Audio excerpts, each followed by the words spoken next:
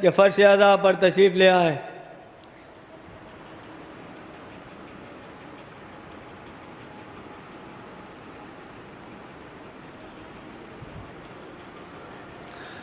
میں گزارش کرتا ہوں قاری قرآن جناب ذوالفقار صاحب سے کہ مجلس کا آغاز تلاوت کلام ربانی شروع کریں۔ نعرہ صلوات، اللہم صلی علی محمد و آل محمد۔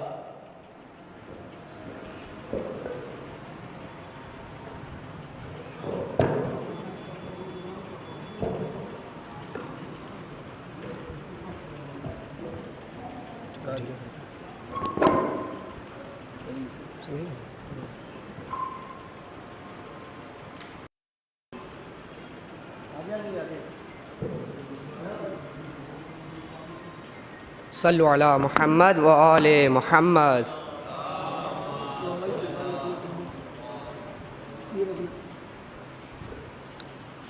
اعوذ باللہ من الشیطان الرجیم،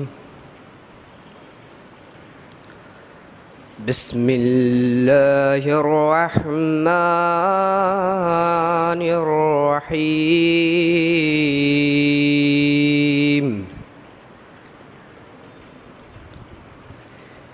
یا ایتھا النفس المطمئنہ،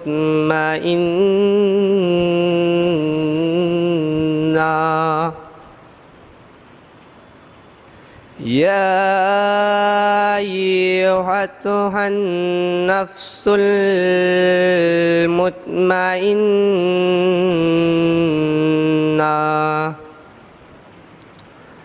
ارجعی الی ربک راضیۃ مرضیہ، فادخلی فی عبدی وادخلی جنتی۔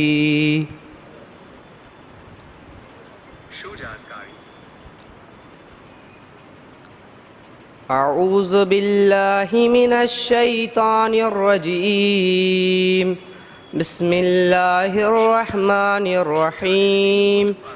اذا وقعت الواقعہ لیس لوقعتها کاذبہ خافضۃ رافعہ، اذا رجت الارض رجا وبست الجبال بسا فكانت هباء منبثا، وكنتم أزواجا ثلاثا، فأصحاب الميمنة ما أصحاب الميمنة، وأصحاب المشأمة ما أصحاب المشأمة، والسابقون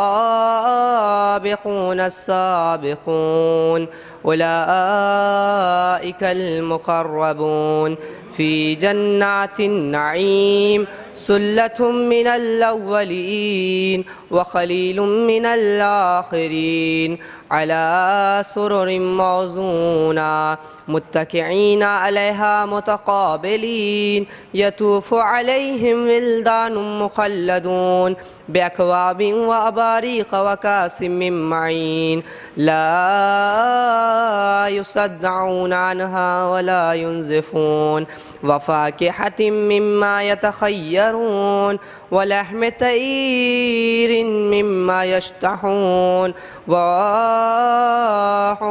عين كأمثال اللؤلؤ المكنون، جزاء بما كانوا يعملون، لا يسمعون فيها لغوا ولا تأثيما، إلا قيلا سلاما سلاما وأصحاب اليمين ما أصحاب اليمين في سدر مقضود وطلح منزود وظل ممدود وماء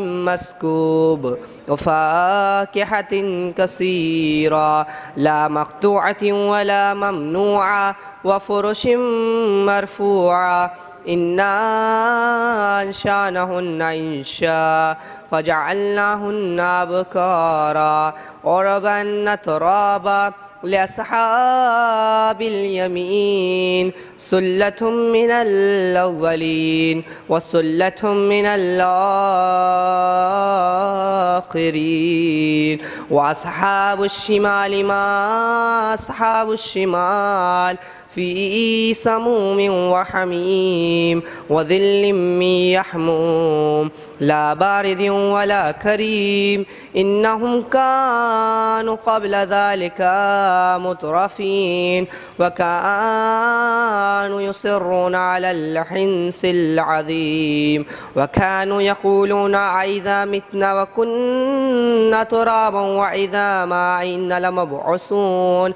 أآباؤنا الأولون قل إن الأولين والآخرين لمجمعون إلى ميقات يوم معلوم ثم إنكم أيها الضالون المكذبون لآكلون من شجر من زقوم فمالئون منها البطون فشاربون عليه من الحميم فشاربون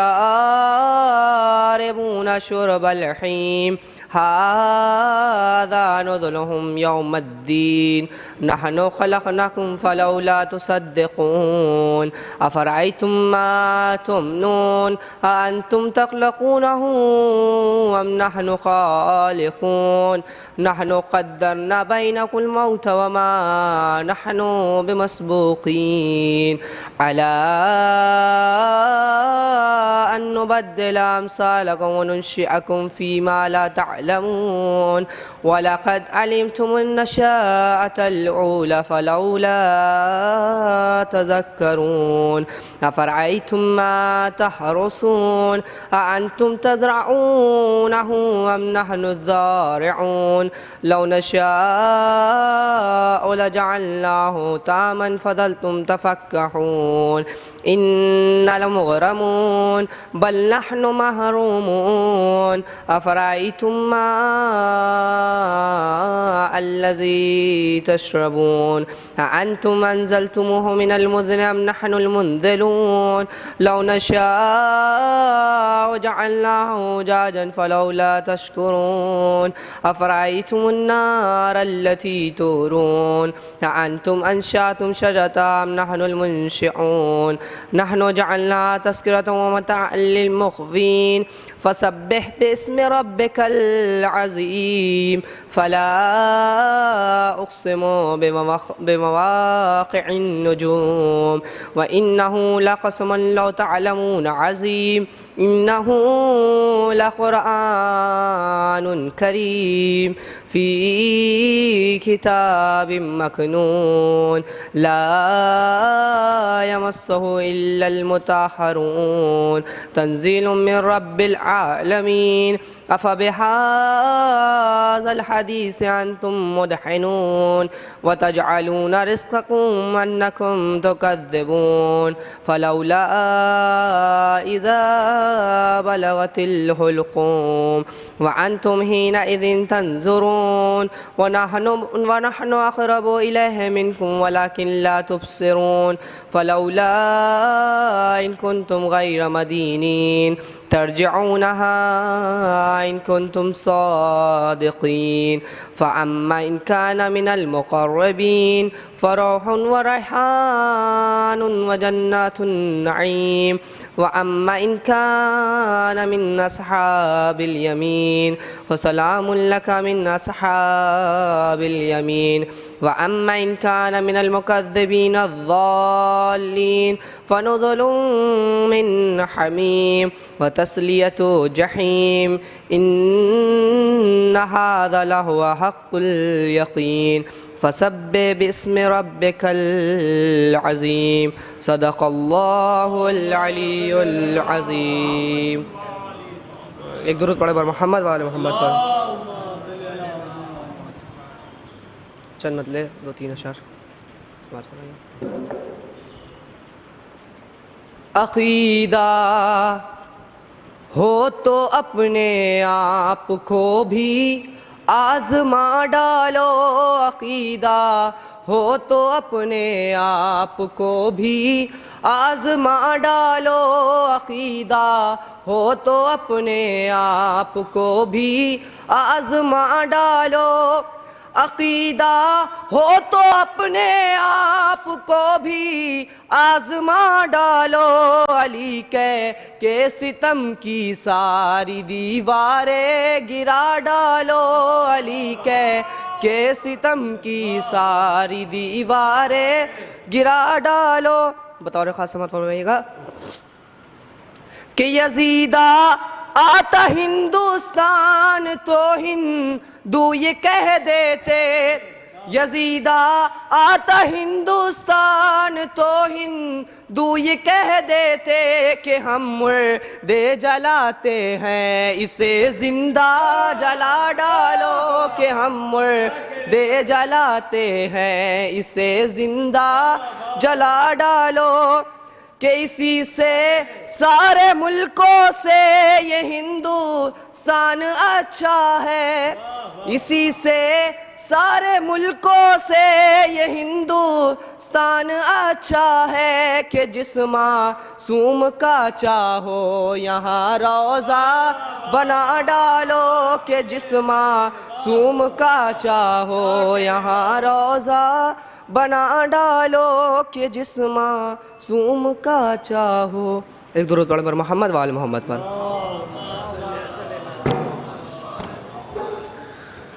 باقاعدہ مجلس کا آغاز تلاوت کلام پاک سے اور پیشخوانی بھی ہو چکی ہے۔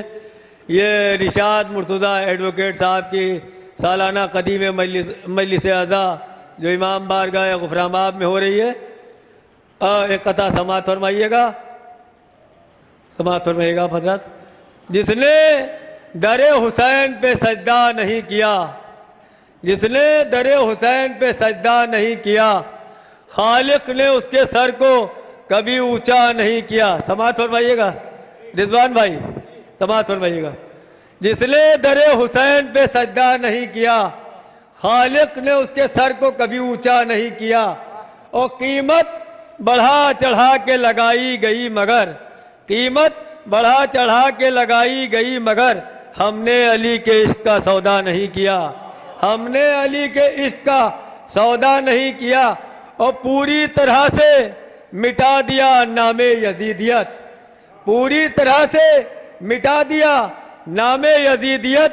زینب نے کوئی کام ادھورا نہیں کیا، زینب نے کوئی کام ادھورا نہیں کیا، اور جو شخص علی کی محبت میں مر گیا، جو شخص علی کی محبت میں مر گیا، اس کو علی نے قبر میں تنہا نہیں کیا، اس کو علی نے قبر میں تنہا نہیں کیا۔ اب میں گزارش کرتا ہوں کمیل صلی اللہ علیہ وسلم سے بارگاہ امام میں اپنا کلام پیش کریں۔ نعرہ صلوات۔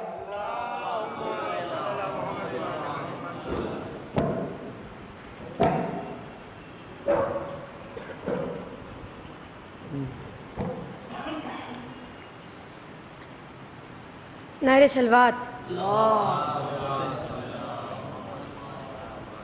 یہ 4 مصرے سماعت فرمائیں مرزا سلامت علی دبیر کے، کہ وہ لکھتے تھے کہ مجھ رہی دل سے فغاں آہ جگر سے نکلے، غم سرور کے لیے آنسو دیدہ تر سے نکلے کی بے سماعت فرمائیں کہ مجھ رہی دل سے فغاں آہ جگر سے نکلے، غم سرور میں لہو دیدہ تر سے نکلے، ایک حر ایک پسر ایک بھائی اور ایک غلام، 4 یہ پنج تنی فوج عمر سے نکلے، 4 یہ پنج تنی فوج عمر سے نکلے۔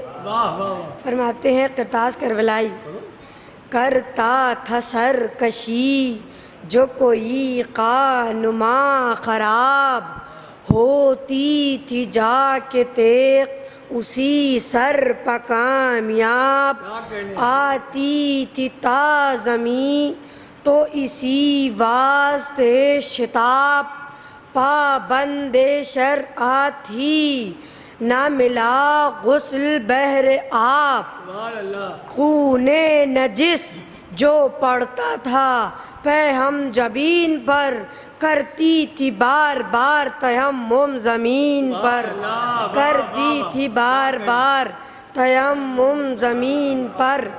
یہ بھی مرزا سلامت علی دبیر لکھتے ہیں کہ محروم کسی کو نہ شقی نے رکھا، نہ مال نظر حق کے ولی نے رکھا، کیا روب ہے کیا فیض کہ غربت سے کبھی، روزے کے سوا کچھ نہ علی نے رکھا، روزے کے سوا کچھ نہ علی نے رکھا۔ فرماتے ہیں مجلس حضرت شبیر میں رونا ہے ثواب، یہ وہ خدمت ہے کہ دنیا میں نہیں جس کا حساب، حرملا کو دیا یہ اصغر نادان نے جواب، جنگ کرنے کو میرے سامنے تو آیا ہے، تیرے دادا نے میرے گھر کا نمک کھایا ہے، جب قضا تیر کو اصغر کی طرف لے کے چلی، تیر کو دیکھ کے اصغر نے پڑھی نعت علی، تیر کھا کر بھی نعرہ صلوات، تیر کھا کر بھی بہت دیر رہی لب پہ ہنسی، فرق آیا نہیں بے شیر کی پیشانی میں، فرق آیا نہیں بے شیر کی پیشانی میں، حرملا ڈوب جا اب جا کے کہیں پانی میں، حرملا ڈوب جا اب جا کے کہیں پانی میں، حرملا کس لیے مجھ پہ یہ ستم کرتا ہے، الٹی سیدھی سی یہ سانسیں ابھی کیوں بھرتا ہے، تیر گر گر کے بتاتے ہیں کہ تو ڈرتا ہے، دیکھ لے تیرے لیے اور تیرے گھر کے لیے، چوڑیاں لایا ہوں میں شام کے لشکر کے لیے، چوڑیاں لایا ہوں میں شام کے لشکر کے لیے، نعرہ صلوات۔ میں گزارش کرتا ہوں جناب عظیم صاحب سے تشریف لائیں، نعرہ صلوات۔ مولانا موصوف بھی تشریف لا چکے ہیں، مختصر سا کلام پیش کریں۔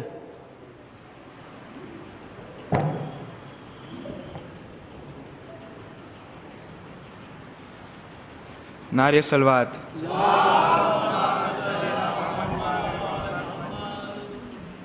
خدا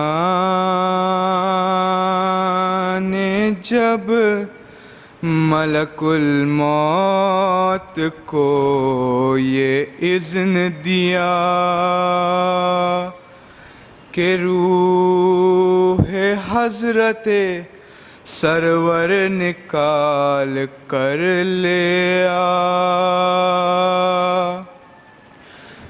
رہے خیال کے شبیر کو نہ ہوئی زا، حسین پہلے ہی زخموں سے چور چور ہوا، ملک پکارا یہ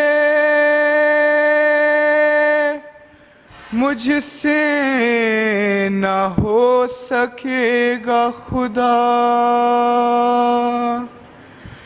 میں کس طرح سے نکالوں بدن سے جان حسین، بہت ہی سخت ہے یا رب یہ امتحان حسین، لگا ہے زخم تبر بہہ رہا ہے سر سے لہو، بھرے ہیں خون میں جانے رسول کے گیسو، قریب جا کے رکھوں دل پہ کس طرح قابو، کہ اس لہو میں تو ہے فاطمہ کی دودھ کی بو، میں کس طرح سے نکالوں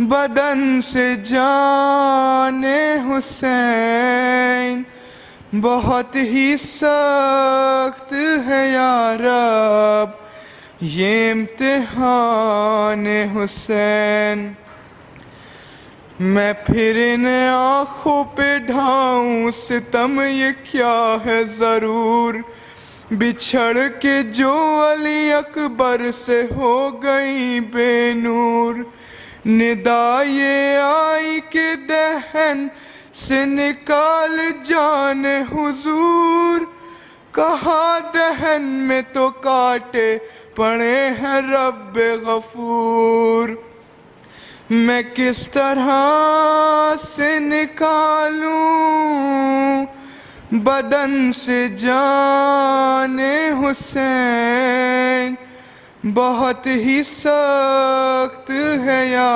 رب یہ امتحان حسین، ندا یہ آئی کہ سینے سے قبض کر لے جا، کہاں وہ تیروں سے چھلنی ہے اے میرے رحماں، ابھی تو مار کے برچھی ہٹا تھا ایک شیطان، اور اب تو ہے تہ زانو شمر یہ قرآن، میں کس طرح سے نکالوں بدن سے جان حسین، بہت ہی سخت ہے یا رب یہ امتحان حسین، صلوات۔ خیبر کے سامنے، کبھی خندق کے سامنے، کتنے غرور ٹوٹے ہیں حیدر کے سامنے، حیدر کا ذکر چھیڑ کے چہروں کو دیکھیے، شجرے چمکنے لگتے ہیں ممبر کے سامنے، کہ در پر ہم نے لگائی ہے تصویر ذوالفقار، کہ در پر لگائی ہے ہم نے تصویر ذوالفقار، حامی یزید کے نہ رکے گھر کے سامنے، حامی یزید کے نہ رکے گھر کے سامنے۔ اب میں گزارش کرتا ہوں جناب علی مہندی ترابی صاحب سے کہ تشریف لائیں، ایک شعر ہمارے بھانجے صاحب پڑھنا چاہتے ہیں، تو بھتیجے صاحب ولی صاحب تشریف لائیں۔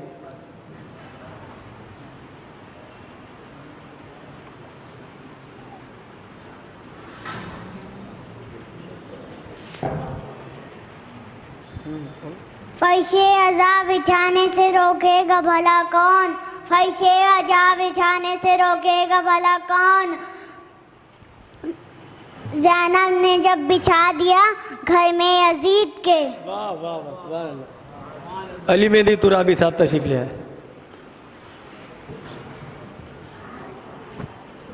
صلوات بھیجے محمد والے محمد، کیونکہ حضور تشریف فرما اس لیے ایک مسئلہ بس جلدی ایک اور صلوات بھیجے محمد والے محمد۔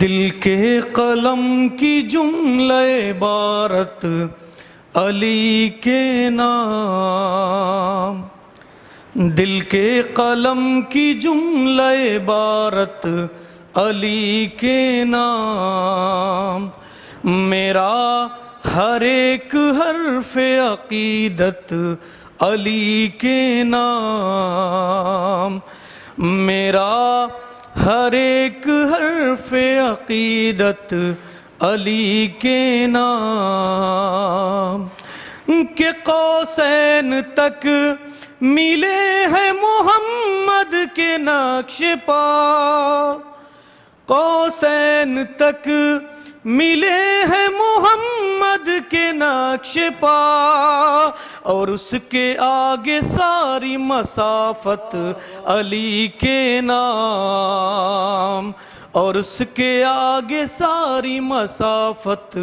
علی کے نام، کہ داستے خدا زبان خدا چہرے خدا، داستے خدا زبان خدا چہرے خدا، ہر ایک تعارف سمدیت علی کے نام، ہر ایک تعارف سمدیت علی کے نام،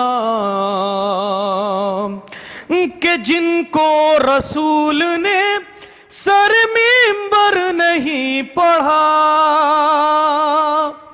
جن کو رسول نے سر منبر نہیں پڑھا، ارے کچھ ایسے بھی قصیدے ہیں حضرت علی کے نام، کچھ ایسے بھی قصیدے ہیں حضرت علی کے نام۔ اور آخری شعر دیکھیں، جیسی طلب ہو ویسے لقب سے پکاریے، جیسی طلب ہو ویسے لقب سے پکاریے، ارے رکھے گئے ہیں حسب ضرورت علی کے نام، رکھے گئے ہیں حسب ضرورت علی کے نام، دل کے قلم کی جملہ عبارت علی کے نام، میرا ہر ایک حرف ہے۔ دیکھوں کہ کتنا نیچا گیا سر یزید، دیکھوں کہ کتنا نیچا گیا سر یزید، یہ دیکھنے کو نیزے پر سرور کا سر گیا، یہ دیکھنے کو نیزے پر سرور کا سر گیا۔ اب میں گزارش کرتا ہوں جناب رضوان رضوی صاحب سے کہ تشریف لائیں۔ نعرہ صلوات اللہ،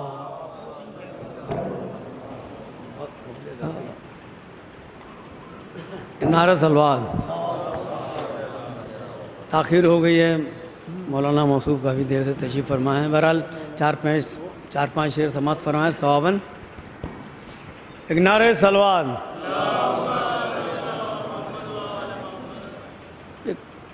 کئی عرصے پہلے ایک کلام کسی نے کہا تھا اہل سنت شاعر نے قوالی کی شکل میں کہ محمد کے شہر میں، اس کے عوض میں ہمارے شاعر اہل بیت جناب ماہر لکھنوی نے ایک سلام کہا کہ حیدر کے شہر میں۔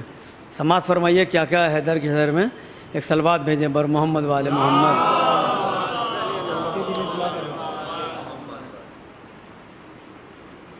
کہ آؤ ادب سے حیدر سرور کے شہر میں، حدیث پیش کر رہا ہوں کہ آؤ ادب سے حیدر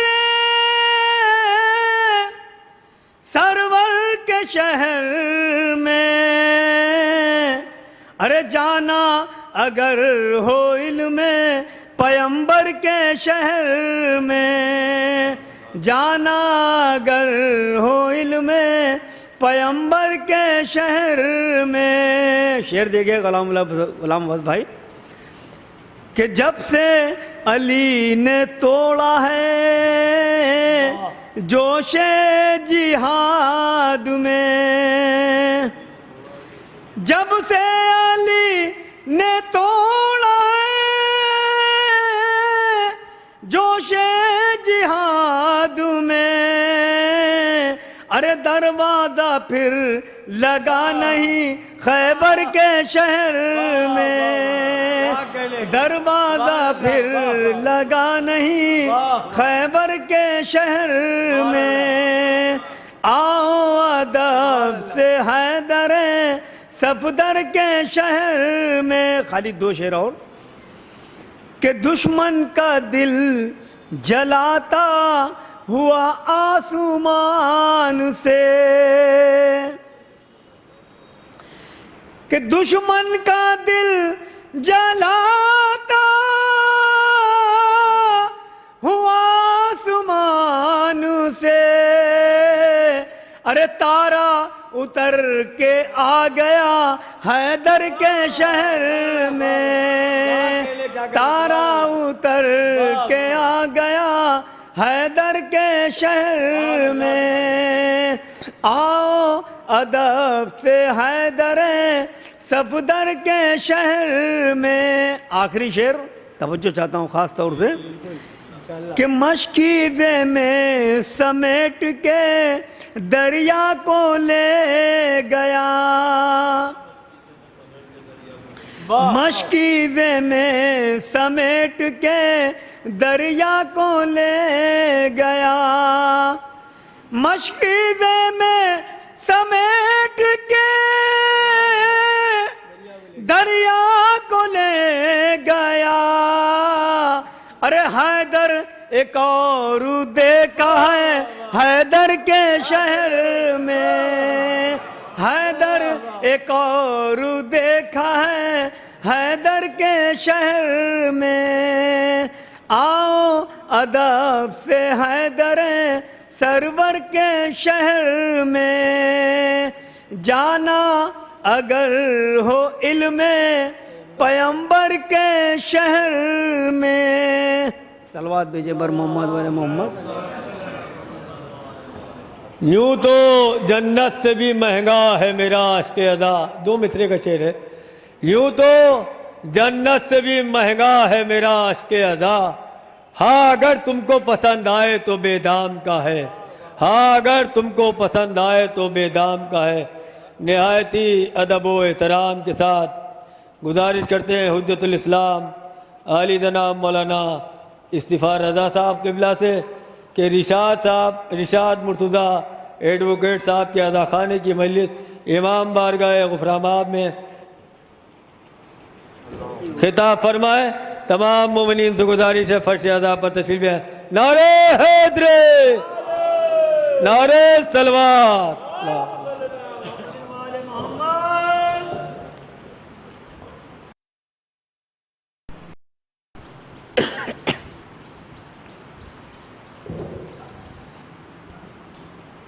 فاتحہ۔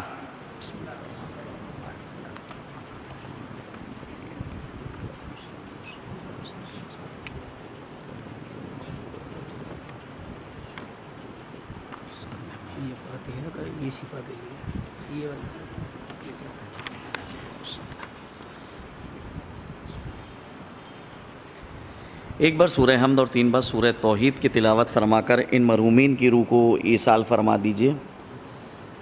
شاہدہ منصور بنت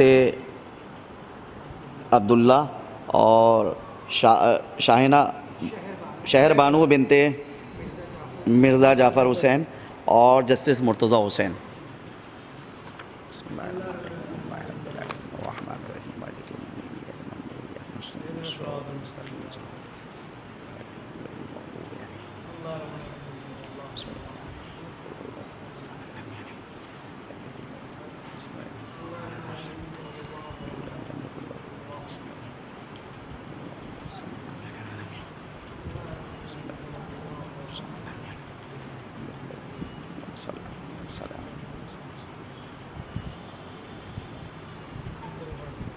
اعوذ باللہ السمیع العلیم من الشیطان الرجیم، بسم اللہ الرحمن الرحیم، الحمد للہ رب العالمین والصلاة والسلام علی اشرف الانبیاء والمرسلین خاتم النبیین شفیع ذنوبنا و طبیب نفوسنا مولانا ابی القاسم محمد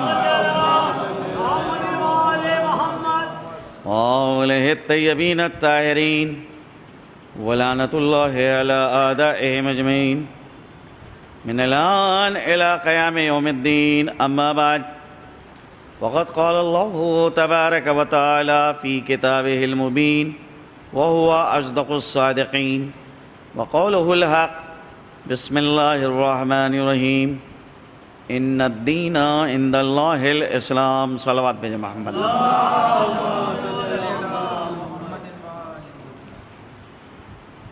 سورہ آل عمران کی آیہ کریمہ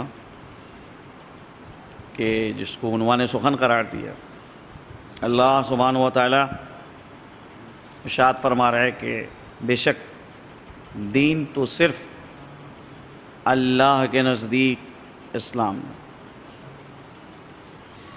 دیکھیے آیہ کریمہ کے اندر دو لفظ ہیں، ایک لفظ ہے لفظ دین اور ایک لفظ ہے لفظ اسلام. قرآن کریم کے اندر متعدد جگہوں کے اوپر لفظ دین آیا ہے. جب تک ہم اور آپ قرآن کی زبان کو نہیں سمجھیں گے اس وقت تک ہمارے لیے ممکن نہیں ہے کہ ہم صحیح طور پہ آیات کو سمجھ سکیں اور ان کو درک کر سکیں. کہیں کے اوپر لفظ دین اضافت کے ساتھ آیا ہے اور کہیں کے اوپر لفظ دین جو ہے وہ بغیر اضافت کے استعمال ہوا ہے، بغیر کسی نسبت کے استعمال ہوا ہے. لغت میں دین کے معنی ہوتے ہیں جزا اور اطاعت کے، اور خود دین کو دین کی زبان میں جس کو کہتے ہیں اصطلاح، اس میں سسٹم اور نظام کے معنی میں دین. تو قرآن میں لغت کے معنی میں بھی آیا ہے اور نظام اور سسٹم کے معنی میں بھی دین کو استعمال کیا گیا ہے. اب آپ دیکھیے سورہ حمد کو آپ پڑھتے ہیں، سورہ حمد میں آپ کہتے ہیں مالک یوم الدین، یہاں پر لفظ دین آیا ہے، لیکن کیا ترجمہ اس کا کیا جاتا ہے؟ اس کا ترجمہ یہ کیا جاتا ہے کہ اللہ کی ذات وہ ذات ہے کہ جو روز جزا کا مالک ہے. یہ روز جزا صرف ایک دن ہے اور وہ ہے قیامت کا دن، جس دن کا مالک صرف اور صرف اللہ ہے. تو یہاں پر لفظ دین اطاعت اور جزا کے معنی میں آیا ہے، جو لغت کے معنی ہیں وہ سورہ حمد میں استعمال ہو رہے ہیں. لیکن بہت سی جگہیں ہیں کہ جہاں پر لفظ دین قرآن میں نظام کے معنی میں، ایک سسٹم کے معنی میں.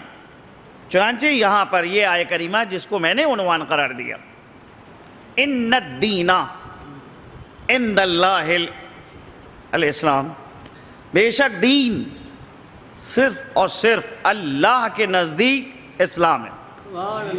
تو اب یہ دین نظام کے معنی میں، سسٹم کے معنی میں ایک مکمل نظام جو ایک انسان کی ضرورتوں کا خیال رکھتا ہے. یہ سسٹم اور یہ نظام ایسا نہیں ہے کہ جو صرف انسان کی آخرت کو سنوارنے کے لیے آیا ہے. نہیں، پہلے دنیا کا مسئلہ حل کرے گا. انسان جب اس دنیا میں رہ رہا ہے تو اس انسان کو دین یہ سکھائے گا کہ تم کو دنیا میں کیسے رہنا ہے، کس طرح سے زندگی گزارنا ہے.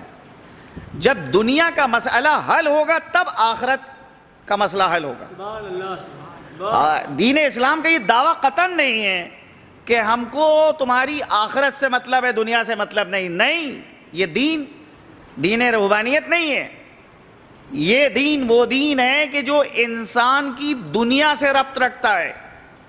کیونکہ ہر بیدار انسان، ہر آزاد انسان کے ذہن میں یہ 3 سوالات آتے ہیں.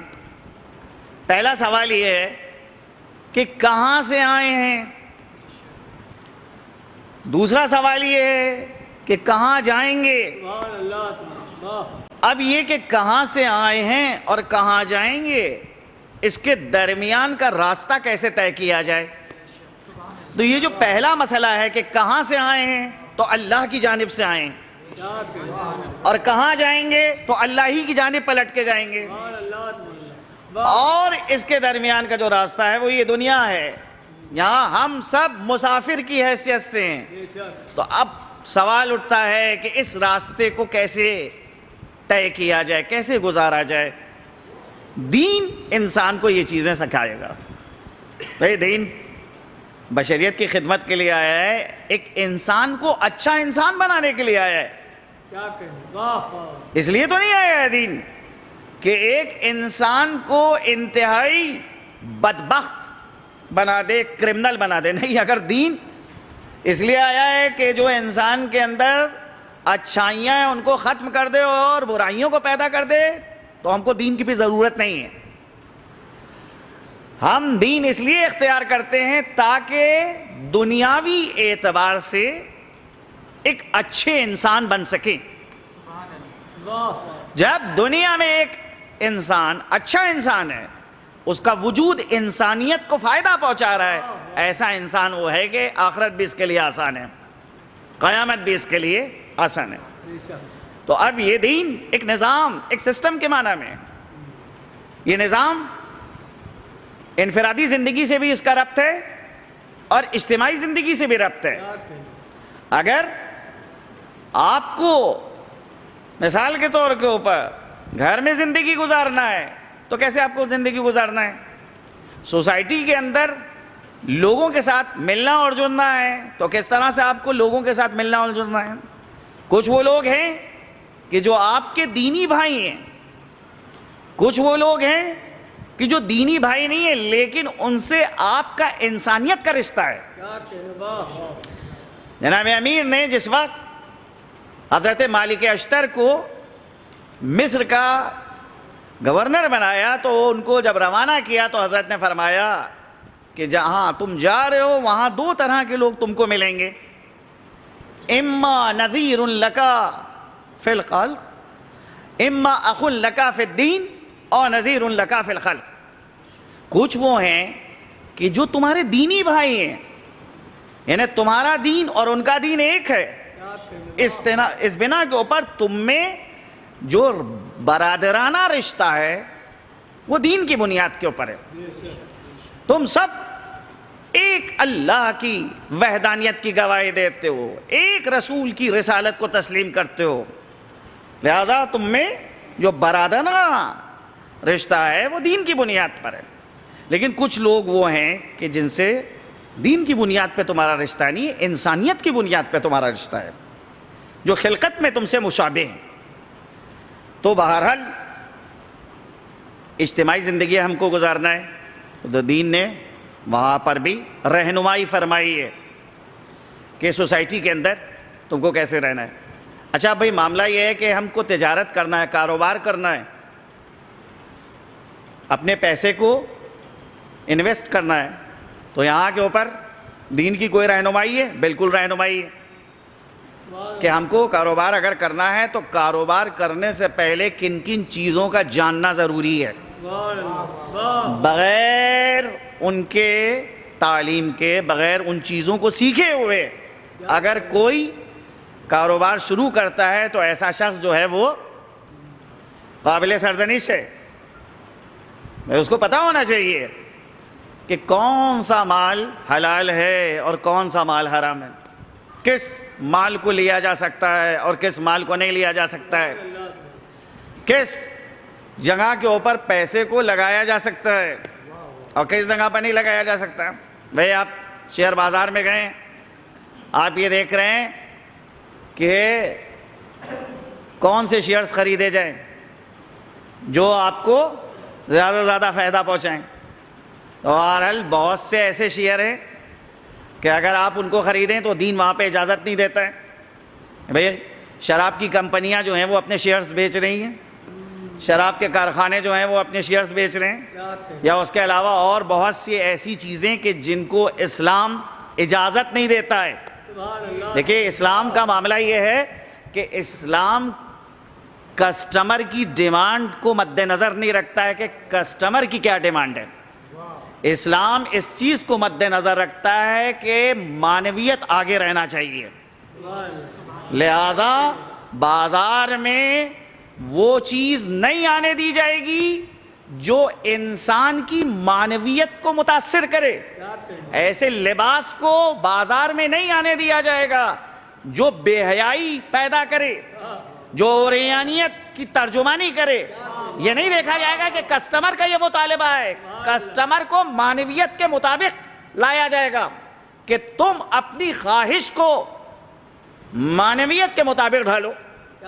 وہاں کے اوپر یہ نہیں کہا جائے گا کہ بھئی یہ ان کا مطالبہ ہے، نہیں، انسان کو دین چاہتا ہے کہ انسان رہنے دے، انسان اور حیوان کے درمیان فرق رہنا چاہیے، ایسا نہ ہو کہ انسان اور حیوان کا فرق ختم ہو جائے، لہذا معنویت متاثر نہیں ہونا چاہیے۔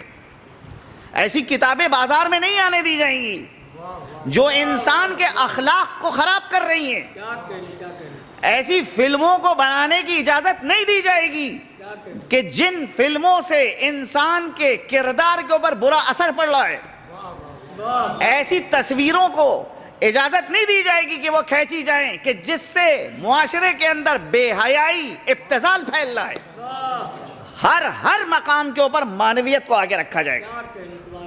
دنیا مطالبہ دیکھتی ہے کہ بازار کا مطالبہ کیا ہے، اس وقت بازار میں کون سی چیز طلب کی جا رہی ہے، کس چیز کی ڈیمانڈ ہے۔ جس چیز کی ڈیمانڈ ہوتی ہے، جس کا مطالبہ ہوتا ہے، وہاں کو پیسہ لگایا جائے زیادہ سے زیادہ فائدہ ہوگا۔ نہیں، اسلام اس کی اجازت نہیں دیتا ہے۔ پیسہ لگائیے، ضرور لگائیے، لیکن اس بات کو مد نظر رکھیے کہ کسی ایسی چیز میں آپ کو اپنے پیسے کو صرف نہیں کرنا ہے، انویسٹ نہیں کرنا ہے کہ جس سے معنویت داغدار ہو رہی ہے، معنویت زیر سوال آ رہی ہے۔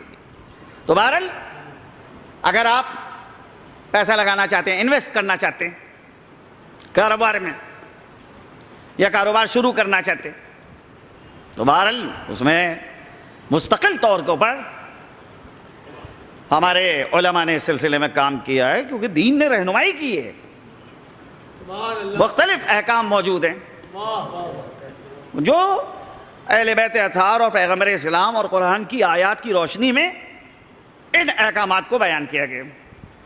اب مسئلہ آتا ہے حکومت بنانے کا، کہ اگر آپ کو حکومت بنانا ہے، ایک دینی حکومت بنانا ہے، تو جب آپ دینی حکومت بنا رہے ہیں تو وہاں کے اوپر آپ کا داخلی نظام کیسا ہوگا، داخلی سسٹم کیسا ہوگا، اور جب آپ کی خارجہ پالیسی ہوگی، خارجی سیاست ہوگی، وہ کیسی ہوگی۔ آپ اس دنیا میں اکیلے تو نہیں آئے، آپ بہرحال اس دنیا میں آئے ہیں تو کچھ وہ ہیں کہ جو آپ سے دینی رشتہ رکھتے ہیں، کچھ وہ ہیں کہ جو دینی رشتہ نہیں رکھتے، تو ہر ایک کے ساتھ آپ کو معاملہ کرنا ہے۔ ایسا تو نہیں ہے کہ آپ کہیں کہ میرا کسی ملک سے کوئی تعلق نہیں، ہر ملک سے آپ کو تعلقات بھی برقرار رکھنا ہے، تو اب وہاں کے اوپر آپ کی ایک مستقل سیاست ہونا چاہیے۔ اس سلسلے میں دین کیا رہنمائی کرتا ہے، تو بہرحال وہ باب بھی جو ہے وہ دین کا موجود ہے، اور وہاں کے اوپر بھی تعلیمات ہیں، تو مکمل ایک نظام ہے دین اسلام، ایک سسٹم ہے۔ اب دین کے معنی ایک سسٹم اور نظام کے، دوسرا لفظ اس کے اندر آیا ہے لفظ اسلام۔ اسلام کے کیا معنی ہے؟ اسلام کے معنی ہے سر جھکانا۔ لغت میں اسلام کے کیا معنی ہے؟ سر جھکانا۔ اب اسلام یعنی تسلیم، اپنے آپ کو سپرد کر دینا۔ یہ تسلیم اور سپرد کرنا تین طریقے سے ہوتا ہے۔ ایک بار جسمانی اعتبار سے ہم سپرد کر رہے ہیں، اور ایک بار اپنے دل کے ذریعے سے اپنے کو سپرد کر رہے ہیں، قلب کے ذریعے سے سپرد کر رہے ہیں، اور ایک بار ذہن کے اعتبار سے ہم تسلیم ہو رہے ہیں۔ تو 3 مرحلے ہیں۔ پہلا مرحلہ ہے التسلیم بالجسم یا بالجسد، یعنی اپنے جسم کو سپرد کر دیا۔ مثال کے طور کے اوپر آپ دیکھیں کہ جب 2 ملکوں میں جنگ ہوتی ہے اور اس کے بعد ایک ملک کا سپاہی اگر کہیں کے اوپر گھر جائے دشمن کے نرغے میں، تو آخر میں وہ فیصلہ کرتا ہے کہ اب لڑنے کا کوئی فائدہ نہیں ہے، بہتر یہ ہے کہ اسلحے کو زمین پہ رکھ دیا جائے اور ہاتھوں کو بلند کر دیا جائے، یعنی یہ کہ ہم آپ کی پناہ میں آنا چاہ رہے ہیں، اپنی ذات کو آپ کے سپرد کر رہے ہیں۔ لیکن جب وہ سپرد کرتا ہے تو اس کے معنی یہ نہیں ہے کہ اس نے فریق مخالف کی حقانیت کو بھی تسلیم کر لیا۔ بھئی ہم اپنے کو سپرد کر رہے ہیں، لیکن اس کے معنی یہ نہیں ہے کہ ہم آپ کی حقانیت کو بھی تسلیم کر چکے ہیں۔ اب ہم میں لڑنے کی تاب نہیں ہے، لڑنے کی توانائی نہیں ہے، طاقت نہیں ہے، لہٰذا ہم اپنے آپ کو آپ کے حوالے کر رہے ہیں، سپرد کر رہے ہیں، جو چاہیں آپ ہمارے ساتھ سلوک کریں۔ اس کو کہتے ہیں التسلیم بالجسد بالجسم، جسمانی اعتبار سے اپنے کو سپرد کرنا۔ بہت سے لوگ تھے کہ جب مکہ فتح ہوا تو انہی نے اسلحوں کو زمین پہ رکھ دیا اور پیغمبر کے سامنے کہا کہ ہم اپنی ذات کو آپ کے سپرد کر رہے ہیں۔ پیغمبر نے ان سے سوال کیا، بتاؤ میں تمہارے ساتھ کیا سلوک کروں گا؟ کہ آپ ہمارے بھائی ہیں اور مہربان بھائی کے بیٹے ہیں، ہم کو آپ سے اچھے ہی سلوک کی امید ہے۔ پیغمبر نے فرمایا جاؤ، جیسے میرے بھائی یوسف نے اپنے بھائیوں سے کہا تھا کہ آج کے دن میں تم سے کسی قسم کا کوئی مواخذہ نہیں کروں گا، تم سب کے سب آزاد ہو۔ دیکھیے کیا فقرہ ہے جناب امیر کا، جانے فدا ہوں ہم پر، کیا لاجواب فقرہ حضرت نے فرمایا۔ کتنا عظیم ہے وہ انسان کہ جو طاقت اور توانائی رکھتا ہو انتقام کی اور اس کے بعد معاف کر دے۔ اس سے بڑھ کے اس کی عظمت کی کوئی دلیل نہیں ہے کہ وہ اپنے مجرم کو سزا دے سکتا ہے، اس کا مواخذہ کر سکتا ہے، لیکن اس کے بعد اس کو معاف کرے دے رہا ہے۔ فتح مکہ کے موقع پہ جیسے مکہ فتح کیا ہے پیغمبر نے، کسی ایک انسان کی نکسیر تک نہیں پھوٹی اور پورا مکہ بغیر تلوار کے۔ اب وہ جو لوگ کہتے ہیں اسلام تلوار کے ذریعے سے پھیلا، ارے عہد پیغمبر میں اتنا بڑا شہر فتح ہوا ہے بغیر کسی انسان کی نکسیر کے پھوٹے ہوئے، یہ چیز کیوں نہیں نظر آتی؟ 13 سال تک پیغمبر مکے میں تھے، جب پتھر پیغمبر کو مارے جا رہے تھے، راستے میں کانٹے بچھائے جا رہے تھے، جب پیغمبر کے راستے میں رکاوٹیں پیدا کی جا رہی تھی، ان پر کوڑا پھینکا جا رہا تھا، اس وقت کسی کو پیغمبر کی زحمتیں اور مشقتیں نہیں یاد آتی۔ تو بہرحال یہ ہے جسمانی اعتبار سے تسلیم۔ اب جو جسمانی اعتبار سے تسلیم کرتے ہیں وہ کیا کرتے ہیں؟ انہوں نے کہا اشہد ان لا الہ الا اللہ واشہد ان محمد رسول اللہ۔ کیا ہوا؟ آپ جو اسلام کا دائرہ ہے اس میں آ گئے، اب آپ ایک مسلمان ہیں، جو ایک مسلمان کو حق ملتا ہے وہ سب آپ کو حق ملے گا، لیکن ابھی آپ کو مومن نہیں کہا جا سکتا، صرف ابھی آپ دائرہ اسلام میں آئے ہیں۔ چنانچہ خود قرآن کہتا ہے وَقَالَتِ الْأَعْرَابُ آمَنَّا، عرب کے دیہاتی یہ کہتے ہیں کہ ہم ایمان لے آئے، قُلْ لَمْ تُؤْمِنُوا، کہہ دیجئے کہ ابھی تم ایمان نہیں لائے ہو، وَلَمَّا يَدْخُلِ الْإِيمَانُ فِي قُلُوبِكُمْ، ارے ابھی ایمان تمہارے دلوں میں داخل نہیں ہوا ہے، بل قولوا اسلمنا، بلکہ یہ کہو کہ تم نے سر کو جھکایا ہے، اسلام قبول کیا ہے۔ تو اسلام کے معنی کیا ہے؟ یعنی پہلا مرحلہ یہ ہے کہ جسمانی اعتبار سے اپنے کو تسلیم کرنا۔ اب جن چیزوں کو ہم زبان پر جاری کر چکے ہیں، ہم نے کہا خدا کی وحدانیت کی گواہی دی کہ کوئی معبود نہیں ہے، کوئی لائق اطاعت نہیں ہے سوائے اللہ سبحانہ و تعالیٰ کے، صرف اور صرف اسی کی عبادت ہوگی، اسی کی پرستش ہوگی، اس کے علاوہ کسی کی پرستش نہیں ہوگی، اور پیغمبر اس کے رسول ہیں، برگزیدہ نبی ہیں. یہ 2 کلمے اپنی زبان پر جاری کیے، آپ دائرہ اسلام میں آ گئے. لیکن جو چیزیں ہم نے زبان پہ جاری کی ہیں، دل اگر ان حقیقتوں کو قبول کر رہا ہے تب آپ دائرہ ایمان میں آئیں گے. حدیث میں آیا ہے کہ الایمانو یشارکو فی الاسلام، ایمان اسلام میں شریک ہے، والاسلام لا یشارکو فی الایمان، لیکن اسلام ایمان میں شریک نہیں ہے. یعنی ہر مسلمان کا مومن ہونا لازم نہیں ہے، لیکن ہر مومن کا مسلمان ہونا لازم ہے. بہت سے لوگ ہیں جو پیدائشی مسلمان ہیں لیکن بہرحال کیا وہ مومن بھی ہیں؟ اب تو لفظ مومن کو اتنا ہلکا کر دیا کہ وہ جناب ایک شخص کے جو ہفتے وصولتا ہے اور جناب جو ہے روزگار اس کا جو ہے کیسا ہے کہ جس کو دین قبول نہیں کرتا، علاقے کے لوگ اس سے کانپتے ہیں، کرمنل. اور جب وہ مرتا ہے تو کہتے ہیں بندہ مومن مر گیا. اللہ اکبر. ارے لفظ ایمان کو اتنا تو نہ گھٹائیں. تو یہاں پر اسلام کا دائرہ وسیع ہے، لیکن ایمان کا دائرہ اخص ہے، خاص ہے. پہلے دائرہ اسلام میں انسان ہے، پھر دائرہ ایمان میں آئے گا. اب اللہ سبحانہ و تعالیٰ یہاں پر اس آیت کریمہ میں کہہ رہا ہے کہ اللہ کے نزدیک دین صرف اور صرف اسلام. اسلام یعنی تسلیم، اپنے آپ کو سپرد کرنا. جسمانی اعتبار سے سپرد کیا تو مسلمان ہیں، قلب کے اعتبار سے سپرد کیا تو دائرہ ایمان میں داخل ہوئے، اور پھر ذہنی اعتبار سے تسلیم ہونا.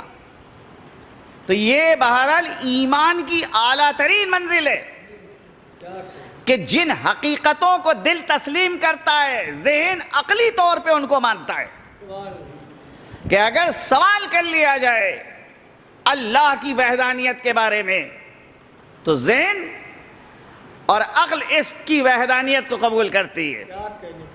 پیغمبر کی رسالت کے بارے میں اگر سوال کر لیا جائے کہ رسول کا آنا کیوں ضروری ہے یا رہنما کی کیوں ضرورت ہے تو بہرحال ذہن اس حقیقت کو قبول کرتا ہے. یہ 3 حقیقتیں جب ایک انسان کے اندر پائی جاتی ہیں تو ایسا انسان سچا مومن ہے اور سچا مسلمان ہے. لیکن اسلام بہرحال جس حقیقت کی جانب یہاں پہ اشارہ ہے کہ تنہا دین اللہ کے نزدیک اسلام ہے. اب سوال اٹھتا ہے کہ یہ جو دنیا کے اندر اتنے دین ہیں مختلف ناموں سے رائج ہیں، کیا یہ دین اللہ کے نزدیک کوئی حقیقت نہیں رکھتے ہیں؟ صرف وہی ایک دین ہے اسلام؟ ایسا نہیں ہے.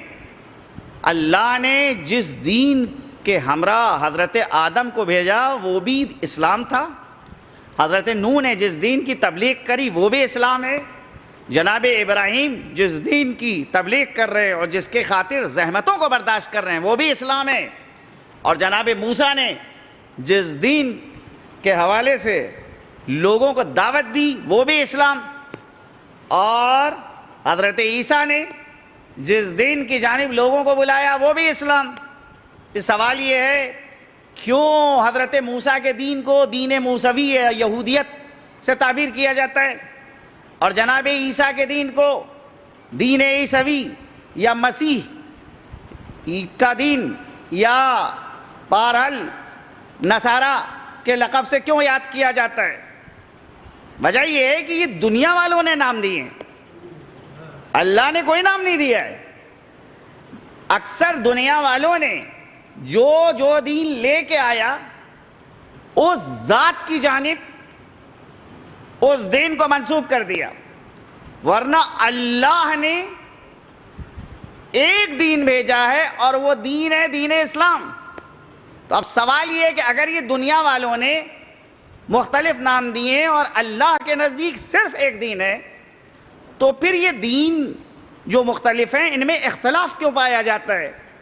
بھائی بظاہر کوئی اختلاف نہیں ہے.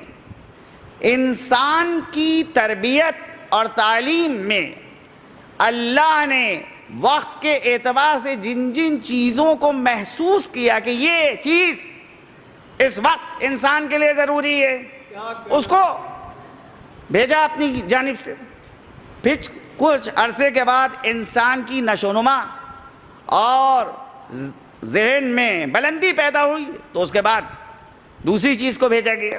اب بھائی آپ دیکھیے کہ جب آپ ایک بچے کی تعلیم شروع کرتے ہیں تو طریقہ کیا ہے تعلیم شروع کرنے کا؟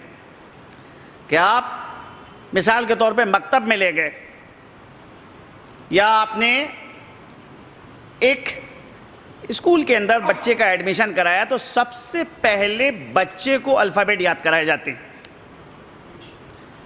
اور جب اس بچے کو وہ الفابیٹ یاد ہو جاتے ہیں جن کو حروف تہجی کہا جاتا ہے, وہ اچھی طرح سے ازبر ہو جاتے ہیں, تب اس سے کہا جاتا ہے کہ 2 حرفوں کو آپس میں ملاؤ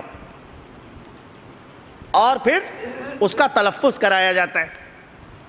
اب جب 2 حرف ملانے لگا, پھر اس کے بعد ایک مکمل طور پہ لفظ اس کو دیا گیا, ایک ورڈ دیا گیا کہ اس کو پڑھو.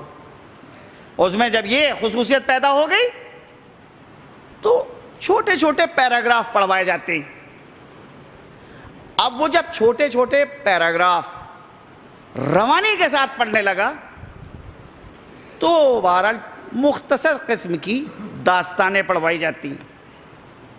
یہ بھی روانی آ گئی, تب ابتدائی طور پہ ایک موضوع پڑھایا گیا اور دوسرا موضوع پڑھایا گیا. جو موضوع اس کو پڑھائے جا رہے ہیں, جو ان کی بنیادی اور بیسک چیزیں ہیں وہ سکھائی جاتی ہیں. اس مرحلے کو تمام کر لیا تو اس کے بعد دوسرا مرحلہ آتا ہے کہ جو اس سے بہتر تعلیمی نظام ہے, اس سے زیادہ معلومات ہے, وہ پڑھائی جاتی ہے. جیسا جیسا ذہن بڑھتا جاتا ہے اس اعتبار سے تعلیم بلند ہوتی جاتی ہے. ایک منزل وہ آئی کہ وہ اسکول سے نکل کے کالج میں پہنچا, کالج سے نکل کے یونیورسٹی میں پہنچا, اور پھر کہا کہ بس آپ کی تعلیم مکمل ہو چکی ہے. جو نہج آپ لے کے چلے تھے, اس نہج کے اوپر آپ کو مکمل معلومات فراہم ہو چکی ہے. اب آپ صاحب نظریہ بن چکے ہیں, آپ نے تھیسس لکھ دیا ہے, آپ کا دفاع ہو چکا ہے. اب آپ اس ذیل میں چاہیں تو نظریہ پیش کر سکتے ہیں. تو ابتدا کیا ہوئی تعلیم کی؟ ابتدا میں حروف تہجی یاد کرائے جا رہے ہیں, الفابیٹ یاد کرائے جا رہے ہیں, اور اس کے بعد یہ کوشش کی جا رہی ہے کہ الفاظ یاد کرائے جائیں, الفاظ پڑھوائے جائیں. اور جب الفاظ اور ورڈ جو ہیں وہ پڑھنے لگتا ہے تب چھوٹے چھوٹے پیراگراف پڑھائے جاتے ہیں. تو اب یہ مکتب کی بیسک تعلیم دیکھی جائے اور یونیورسٹی کی تعلیم دیکھی جائے تو بظاہر دونوں تعلیموں کے درمیان تضاد دکھتا ہے, اختلاف دکھتا ہے. لیکن یونیورسٹی تک پہنچنے کے لیے لازم ہے کہ اس مرحلے کو طے کیا جائے, تب وہاں تک کے جایا جائے گا.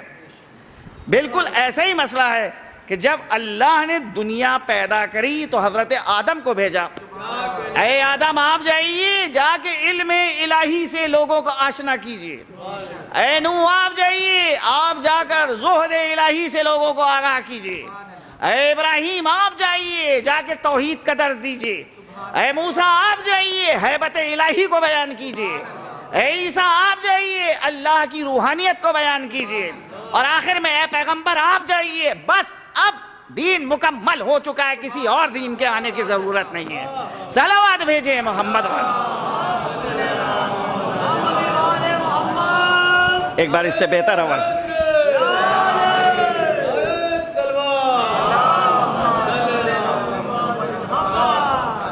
تو بظاہر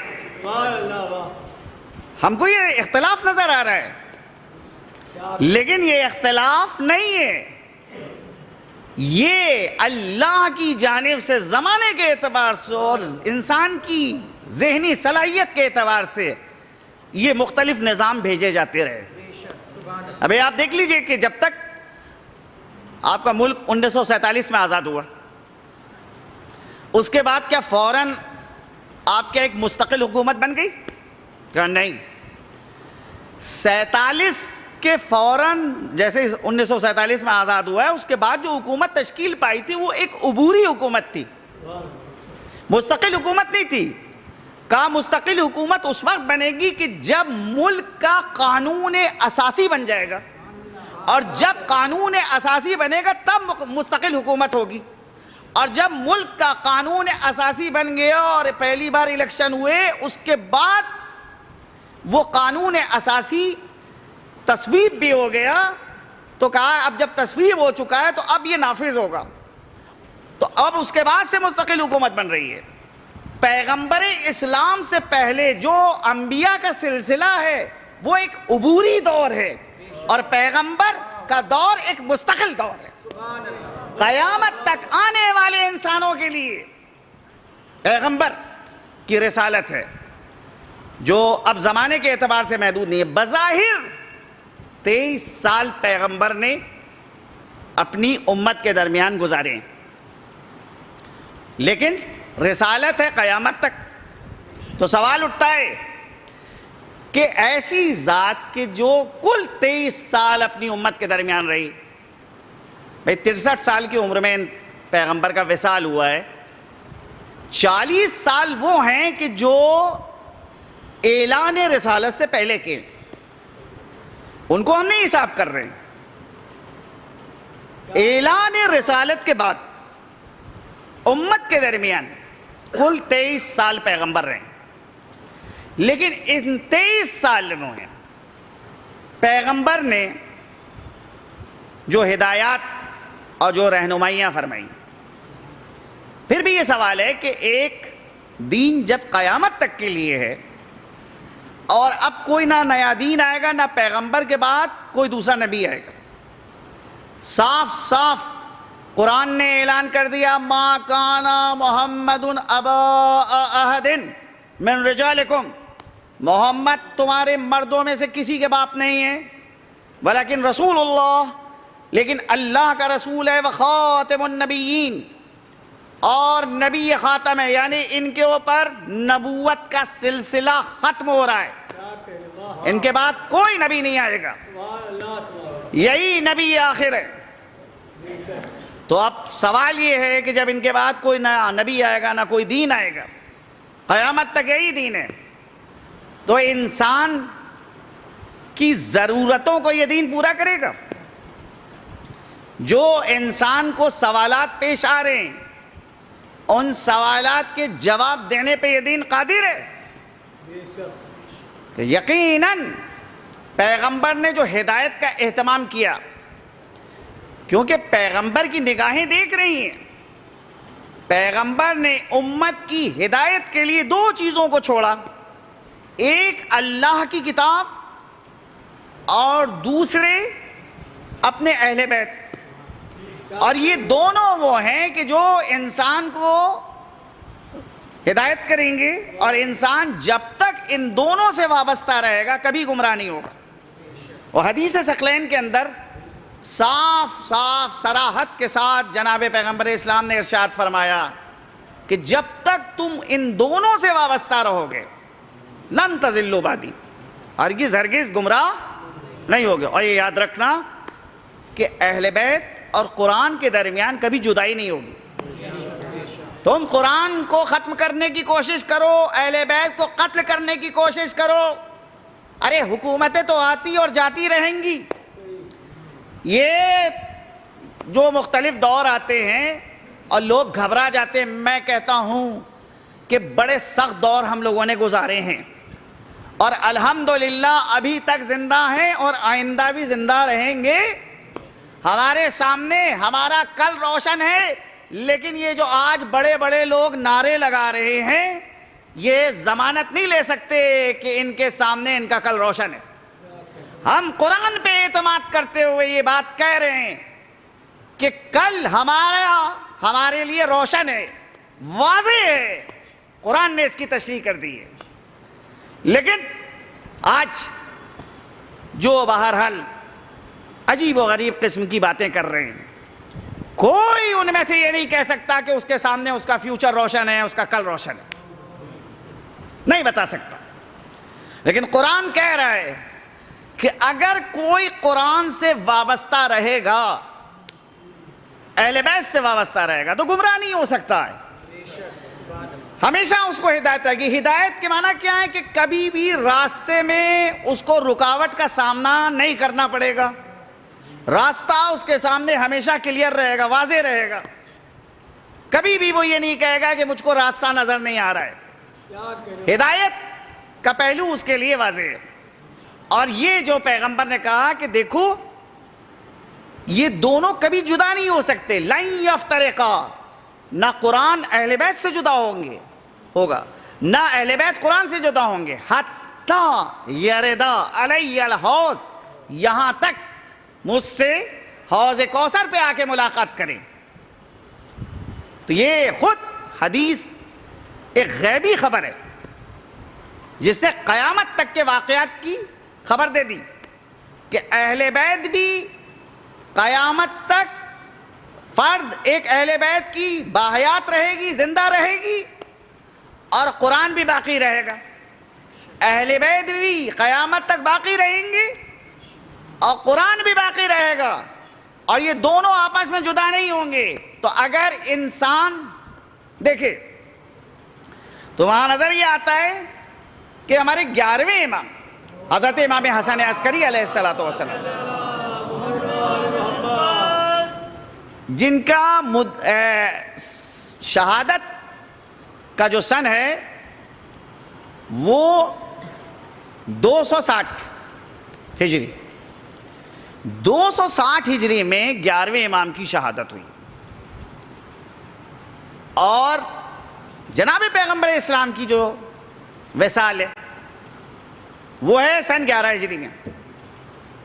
تو 11 ہجری سے 260 کا اگر آپ حساب کریں اور خود پیغمبر کے بھی زمانے کو شامل کر لیں تو تقریباً 250 سال کا وہ زمانہ ہے کہ جس کو عصر نس کہا جاتا ہے. یعنی عصر نس کے معنی کیا ہے؟ کہ جب معصوم ہمارے درمیان موجود تھا، ہم کو اگر کوئی مشکل پیش آتی تھی براہ راست ہم معصوم سے دریافت کر لیتے تھے. تو یہ 250 سال تک ہمارے لیے کوئی مشکل نہیں پیش آئی، ویسی جیسے کہ عام مسلمانوں کو پیش آئی. کیوں؟ کیونکہ ہمارے لیے ہدایت کا ذریعہ موجود تھا. اور خدا بہرحال رہبر انقلاب کی حفاظت فرمائے. کیا خوب جملہ انہیں نے کہا ہے، 250 سالہ انسان، ایک ایسا انسان کہ جو 250 سال جس کی زندگی ہے. رہبر نے یہ جو فقرہ کہا ہے وہ حدیث پیغمبر کہ جو حقیقت محمدیہ کو بیان کر رہی ہے کہ ہمارا اول بھی محمد ہے، ہمارا آخر بھی محمد ہے، ہمارا اوسط بھی محمد ہے، ہم کل کے کل محمد ہیں. تو یہ حقیقت محمدیہ کو اگر دیکھا جائے تو تقریباً 250 سال کے اوپر مشتمل. اس 250 سال میں احادیث کا وہ ذخیرہ جو ہمارے پاس موجود ہے، اور بہرحال اہل بیت اطہار نے مختلف رکاوٹوں کے بعد لوگوں کی ہدایت کری، اور مختلف صعوبتوں اور مشکلات کے بعد لوگوں کی رہنمائی کی، اور بہرحال یہ حقانیت دین اسلام کی لوگوں کے سامنے ظاہر ہو گئی. آج آپ دیکھ لیجئے کہ بہرحال ایام اعزا کی مناسبت سے یہ جگہ جگہ ساری دنیا میں مجالس کا اہتمام کیا جا رہا ہے، ذکر سید الشہداء کی یاد منائی جا رہی ہے. کیوں؟ وجہ کیا ہے؟ یہ ذکر وہ ذکر ہے جو مردہ دلوں کو زندگی بخشتا ہے. اگر مردہ دل اس ذکر کو سننے کے بعد زندہ ہو جاتے ہیں تو ایک مردہ معاشرے کو اگر زندہ کرنا ہے تو اسی کربلا کے ذکر کو دہراتے رہیے. یہ کربلا کا ذکر مردہ معاشروں کو زندہ کر دیتا ہے بقول جوش کہ کربلا ایک تزلزل ہے محیط دوراں.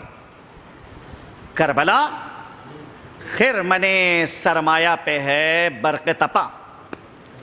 کربلا طبل پہ ہے ضربت آواز اذاں. کربلا جرت انکار ہے پیش سلطان. فکر حق سوز یہاں کاشت نہیں کر سکتی. کربلا تاج کو برداشت نہیں کر سکتی. یہ کربلا ہے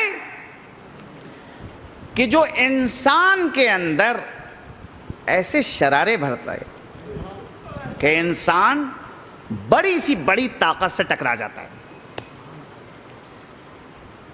دنیا کے جو غم ہوتے ہیں اگر آپ ان کو اپنے سینے سے لگائیے تو میں سچ کہتا ہوں زندگی کی دوڑ میں آپ پیچھے رہ جائیے گا. اگر آپ چاہتے ہیں زندگی میں خوشحال رہنا اور زندگی میں سب سے آگے رہنا تو بہتر ہے کہ غم کو الگ کریے. غم کو سینے سے نہ لگائیے. تنہا ایک غم ہے غم سید الشہداء جو سینے میں زندگی کے شرارے بھرتا ہے. خدا اس شخص کو جزائے خیر دے کہ جس نے سب سے پہلی مرتبہ یہ دعائیہ فقرہ اپنی زبان پہ جاری کیا کہ اللہ تم کو کسی غم میں نہ رلائے سوائے غم سید الشہداء کے. بڑا اچھا فقرہ ہے بھائی. دنیا کے جو غم ہیں وہ جینے کا حوصلہ چھین لیتے ہیں لیکن یہ کربلا ہے جو بڑی سی بڑی طاقت کے سامنے کمزور انسان کو کھڑا کر دیتی ہے. اور یہ کربلا ہے کہ جو بڑی سی بڑی طاقتوں کو چیلنج کرتی ہے. دیکھ لیجئے کبھی بھی میں آپ سے سچ کہہ رہا ہوں پورے مطالعے کی روشنی میں کہ غیبت کبریٰ کا جو زمانہ ہے بلکہ صغریٰ کو بھی شامل کر لیجئے اتنا کبھی بھی جو ہے شیعت کو عروج نہیں ملا جیسا کہ موجودہ زمانے میں مل رہا ہے. یعنی مختلف جگہوں پہ حکومتیں قائم ہوئی چھوٹی چھوٹی ریاستیں قائم ہوئیں. اس سے قطعاً نہ خیال کیجیے گا کہ شیعت کو بہت عروج ملا ہے. ایک محدود پیمانے پہ کہ اودھ میں حکومت قائم ہو گئی دکن کے اندر حکومت قائم ہو گئی بنگلور اور میسور میں جو ہے وہ مثال کے طور کے اوپر ٹیپو جو ہیں وہ شیعت کی جانب رجحان رکھتے تھے. بنگال میں جو ہے وہ سراج الدولہ کی حکومت ہے اور مختلف جگہوں پر گجرات میں کھمبات میں شیعہ حکومت قائم ہو گئی. اس کے علاوہ ہندوستان کے باہر کے جو علاقے ہیں وہاں پہ محدود پیمانے پہ شیعہ حکومت قائم ہوئی ہے. لیکن شیعت کبھی بھی ایسی اس کو ارتقا نہیں حاصل ہوا ایسا عروج نہیں حاصل ہوا جیسا موجودہ زمانے میں حاصل ہوا ہے کہ بین الاقوامی سیاست میں شیعت ایک کردار ادا کر رہی ہے. یہ عروج صرف اور صرف اس زمانے میں حاصل ہو رہا ہے. لہذا بہرحال ہم کو اس جانب بھی توجہ دینا ہوگا کہ اس پیغام کو ہمیں تحریفات سے محفوظ رکھنا ہے. یہ کربلا کا پیغام ایک امانت کے طور پہ ہمارے بزرگوں نے ہمارے سپرد کیا ہے. ہم کو آنے والی نسلوں کے ساتھ سامنے اس کو امانت کے طور پہ سپرد کرنا. امانت اسے ہی کہا جاتا ہے کہ جس میں نہ کوئی کمی کی جائے نہ زیادتی کی جائے جس میں خواہشات کو نہ شامل کیا جائے. جیسی امانت سپرد کی گئی ہے ویسے ہی امانت آپ بات والوں کے سپرد کیجیے. تو یہ ہے کربلا. اس کربلا کے ذریعے سے مردہ دلوں کو زندہ کیا جاتا ہے. ہاں آج عزیزوں 14 محرم ہے. اہل بیت اطہار کی اسیری کے دن چل رہے ہیں.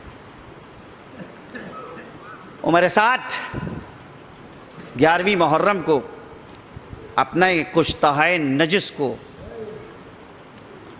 دفن کرتا ہے. شہدائے راہ حق کے جنازے ایسے ہی زیر آسمان کھلے چھوڑ کے دیتا ہے. حکم دیتا ہے کہ اسیروں کو اس طرف سے لے چلو جدھر شہداء کے سر پڑے لاشیں پڑے. اب ہر بی بی کی نگاہ اپنے وارث کے لاشے پہ. ام فروا قاسم کے لاشے کو حسرت و یاس سے دیکھ رہی ہیں، رباب علی اصغر کے جنازے کو دیکھ رہی ہیں، ام کلثوم عباس کے لاشے کو دیکھ رہی ہیں، لیلا علی اکبر کے جنازے۔ اب بتائیے کہ زینب کیا حسین کے لاشے کے اوپر نگاہ کر رہی ہیں؟ تاریخ کہتی نہیں، زینب کی نگاہ تو امام زین العابدین کے چہرے کی جانب تھی۔ آتی ہیں نزدیک، کہتی ہیں یا بقیت اخی و جدی، اے میرے بھائی اور نانا کی یادگار، یہ میں کیا دیکھ رہی ہوں؟ بیٹا لگتا ہے تمہاری روح قفس عنصری سے پرواز کر جائے گی، بیٹا اپنے کو سنبھالو۔ کہتے ہیں پھوپھی کیوں کر صبر کروں، ارے ان ظالموں نے اپنے کشتہ نجس کو دفن کر دیا، میرے بابا کا لاشا بے گور و کفن پڑا ہے۔ فرماتی ہیں میرے لال، میں نے ام ایمن سے سنا ہے، ام ایمن نے میرے نانا رسول خدا سے روایت کی ہے کہ یہ لاشیں ایسے ہی نہیں رہیں گے، ایک قبیلہ آ کر ان لاشوں کو دفن کرے گا، ان قبروں کے اوپر مزارات بنیں گے، روزے بنیں گے، دور دور سے زوار ان روزوں کی زیارت کرنے کے لیے آئیں گے۔ بیٹا آسمان سے اللہ کے فرشتے روزہ حسین کا طواف کریں گے، یہ مصیبت کے دن بڑے مختصر دن ہیں، میرے لال صبر کرو، اللہ ان ظالموں سے انتقام لے گا۔ آج زینب نے یہ الفاظ اپنی زبان کے اوپر جاری کیے، سید سجاد کو تسلی ہوئی، دلاسا ملا، لیکن جب امام زین العابدین کا ناقہ آگے بڑھ گیا تو اب زینب کو کون تسلی دے، زینب کو کون دلاسا دے؟ زینب اس نشیب کے نزدیک آتی ہے جہاں حسین کا لاشا موجود ہے۔ کس حالت میں لاشے کو دیکھا ہے؟ کہتے ہیں سینے کی ہڈیاں پشت سے چسپا ہو چکی ہیں، ریزہ ریزہ ہو چکی ہیں۔ زینب آتی ہیں اور آ کر کہتی ہیں انت اخی، کیا تو میرا بھائی ہے؟ انت ابن امی، ارے کیا تو میرا ماجایا ہے؟ ارے کیا تو وہی ہے کہ جس کو اماں نے چکیاں پیس پیس کے پالا تھا؟ ارے کیا تو وہی ہے کہ جس کی خاطر نانا اپنے خطبے کو منقطع کر دیا کرتے تھے؟ ارے کیا تو وہی ہے کہ جس کی خاطر نانا اپنے سجدے کو طول دیا کرتے تھے؟ اگر تو میرا بھائی حسین ہے تو بتا تیرے جسم کا لباس کیا ہوا؟ ارے اس جسم کے اوپر جو سر تھا وہ سر گیا۔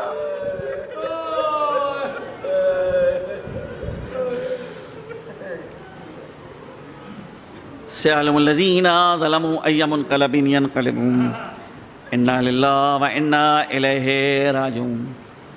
الہی بحق زہرا و ابیہا و بالہا و بنیہا، پروردگارہ اس مختصر سے ذکر کو قبولیت کا درجہ عنایت فرما، جو حاضرین یہاں پہ موجود ہیں ان کی حوائج شرعیہ کو پورا فرما، جو ہمیں مریض ہیں ان کو شفاء کاملہ اور عاجلہ عنایت فرما، اور خاص طور پہ اس مجلس کو جو صاحب سجادہ نشین خطاب فرماتے تھے انہیں نے آپ سب سے التماس کی ہے، دعا کی کہ اللہ ان کو بھی شفاء کاملہ اور عاجلہ عنایت فرمائے۔ پروردگارہ ہمارے گزشتگان کو جوار خاص میں تو اپنی جگہ عنایت فرما۔ خدایا وہ افراد کے جو اخلاص کے ساتھ تیرے دین کی سربلندی کے لیے کوشش کر رہے ہیں، ان مجاہدوں کو ان کی کوشش میں کامیاب اور کامران فرما۔ وہ دشمنان دین جو لائق ہدایت نہیں ہے پروردگارہ تو ان کو نیست و نابود فرما۔ رہبر انقلاب کو طول عمر عطا فرما، ہمارے امام کے ظہور میں تعجیل فرما، ہم کو ان کے آوان و انصار و مددگار میں شمار فرما۔ ربنا تقبل منا انک انت السمیع العلیم۔ ایک بار سورہ حمد اور 3 بار سورہ توحید کی تلاوت فرما کر مرحومہ شاہدہ منصور اور مرحومہ شہر بانو اور مرحوم جسٹس مرتضیٰ کی روح کو ایصال فرمائیں۔ بسم اللہ الرحمن الرحیم۔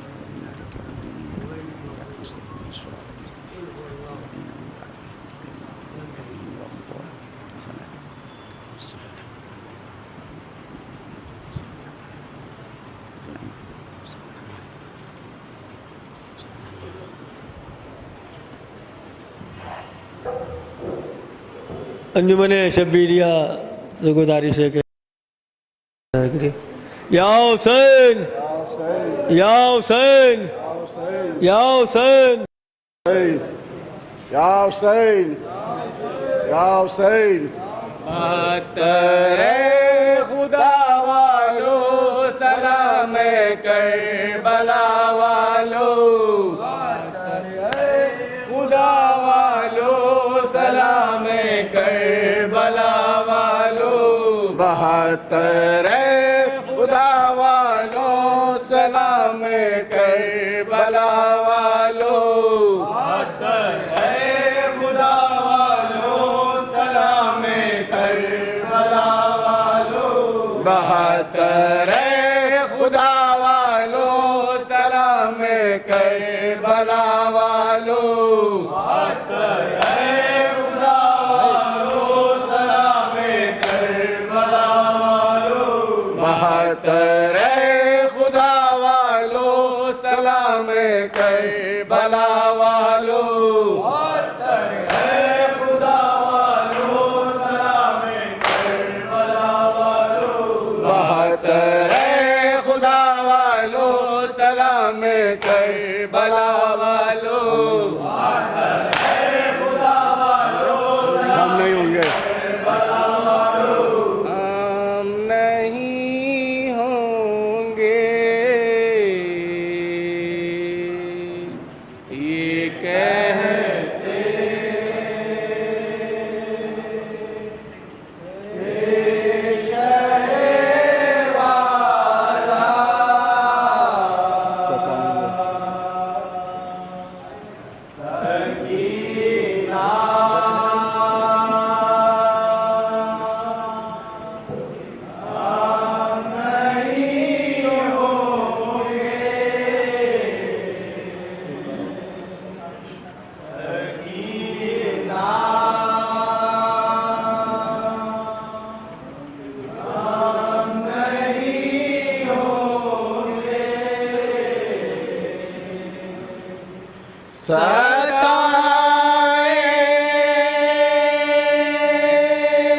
ستائیں گے تمہیں آزاد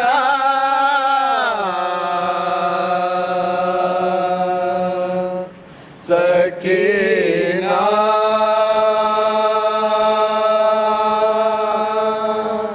ہم نہیں ہوں گے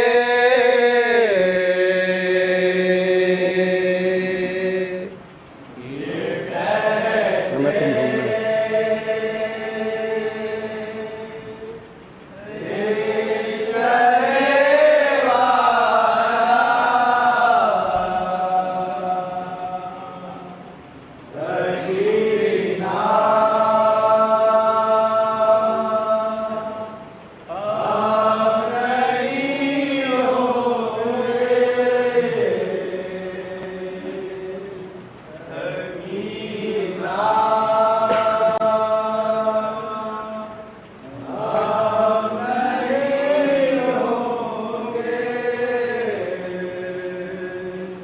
ہمیں تم ڈھونڈنے نکلو گی جب شام غریبا میں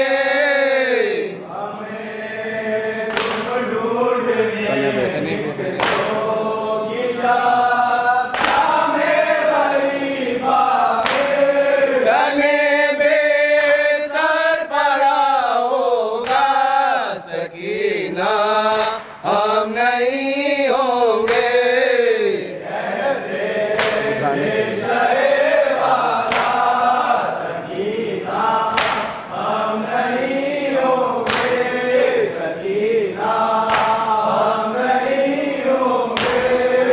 بجھانے کے لیے کون آئے گا بھڑکے ہوئے شعلے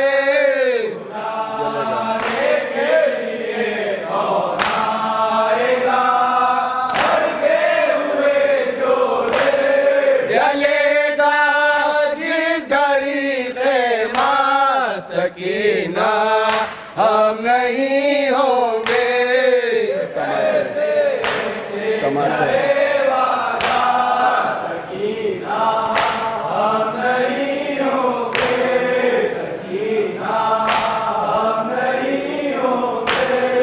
तमाचे मार कर दो तुम्हारे छीने जाएंगे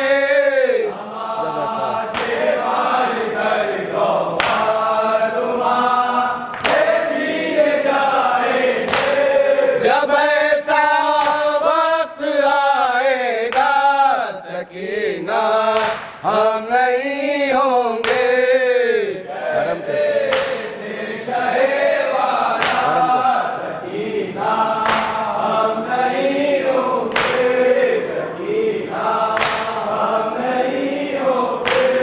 हराम के सर से छीनी जाएगी चादर सरे मक्तल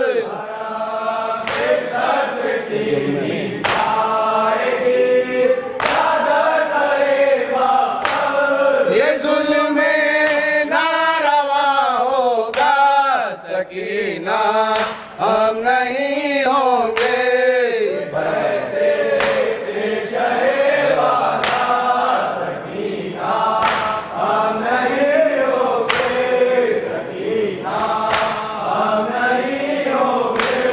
भरा दरबार होगा और तुम्हारा इम्तिहान लेंगे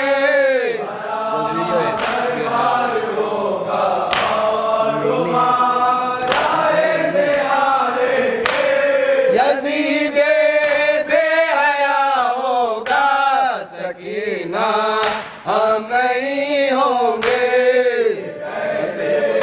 अगर नाना की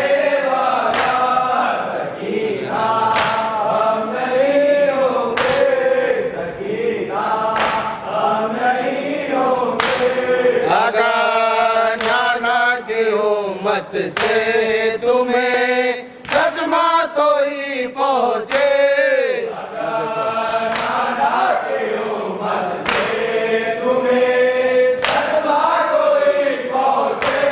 न देखो बदुआ करना सकीना हम नहीं होंगे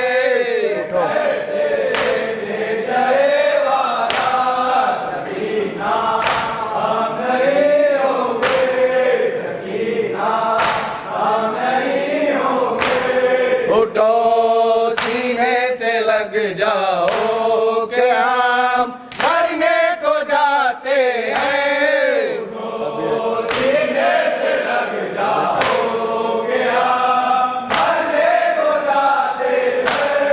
अभी एक हश्र सा होगा सकीना हम नहीं होंगे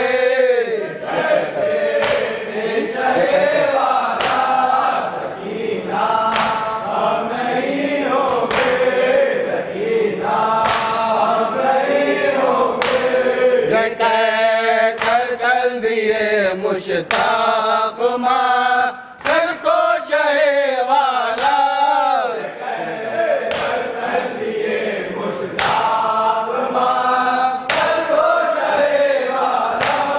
फिरेगा घर बदर कुनबा सकीना हम नहीं होंगे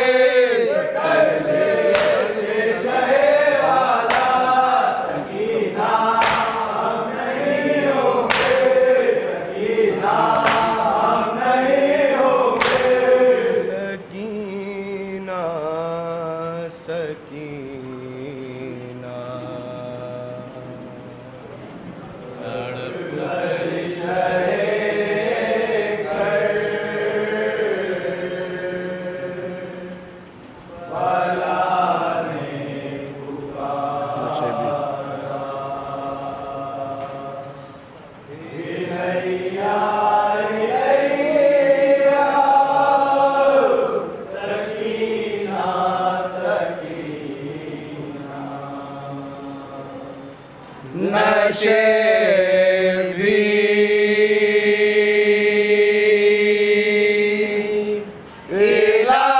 इलाके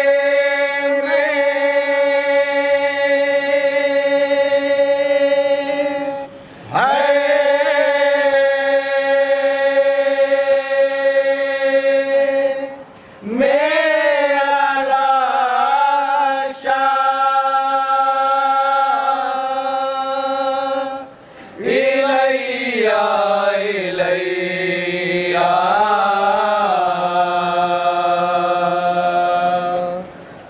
सकीना सकीना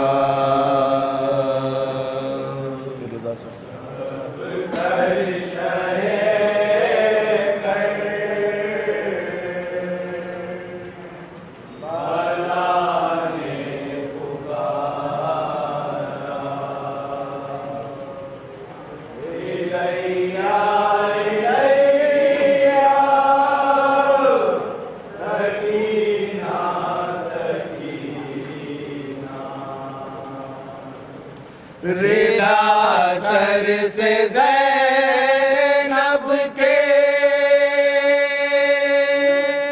छीनेंगे आदा,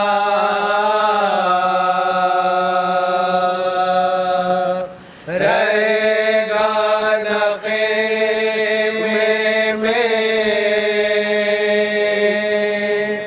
असग़र का झूला।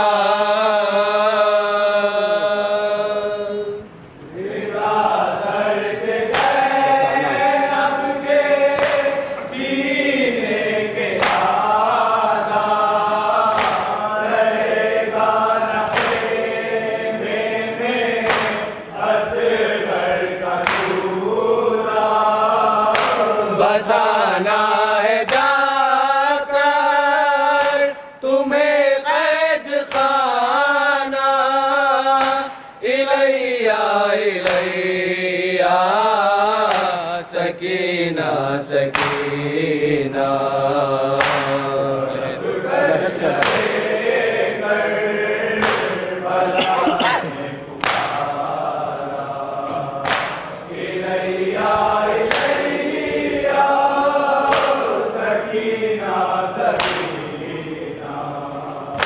लहद करबला में हमारी बनेगी, तुम्हें कैद खाने की मिट्टी मिलेगी।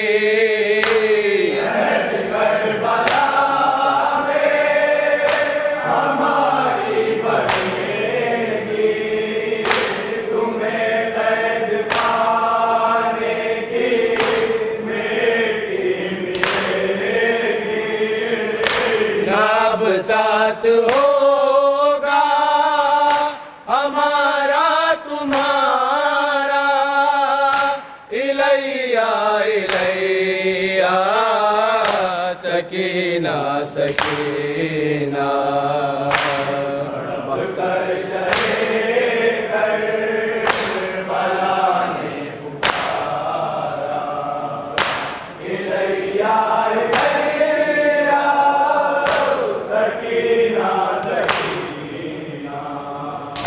बहत्तर के दावे कि दिल पर उठाए, मुझे मेरे बाबा बहुत याद आए। बहत्तर के दावे कि दिल पर उठाए, मुझे मेरे बाबा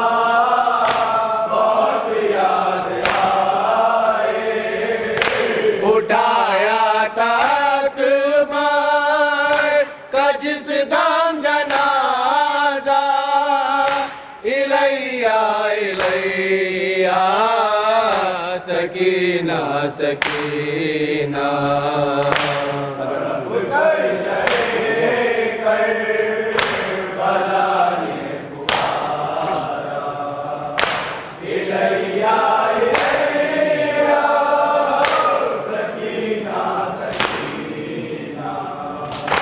अगर अपने आमू के लाशे बजाना, तो पानी का कोई तकाजा न करना।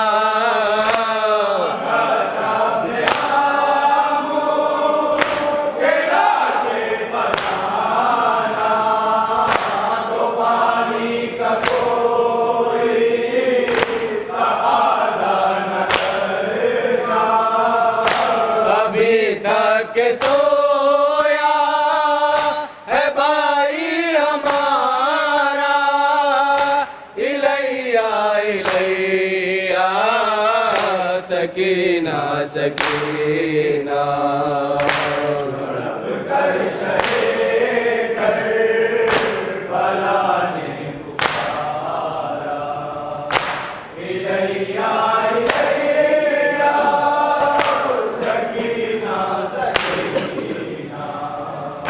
چھری میری گردن پر کی ہوئی تھی بہت سخت وہ امتحان کی گھڑی تھی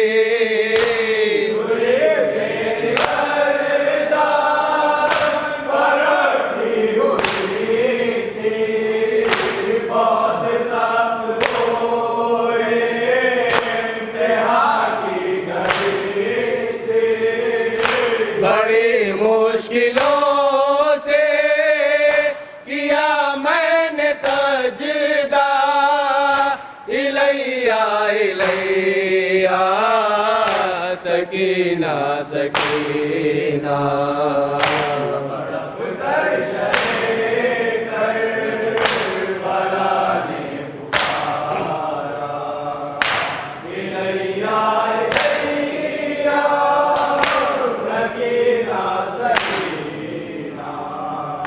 ملاقات کی یہ شام آخری ہے کہ اب میرا تجھ سے کلام آخری ہے ملاقات کی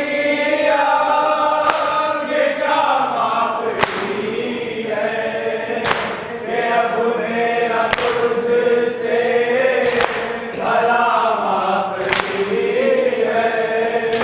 بس ایک بار پھر میرے سینے پر سو جا الیہ الیہ سکینہ سکینہ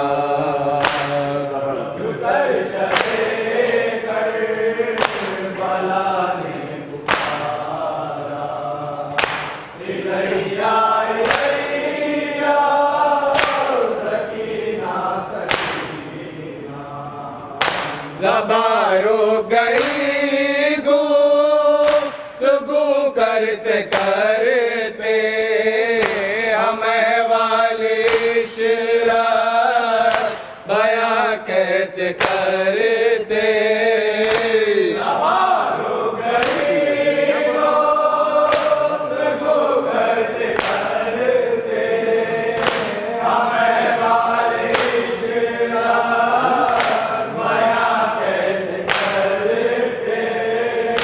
کسی نے سنا پھر نہ سرور کا نوحہ الیہ الیہ سکینہ سکینہ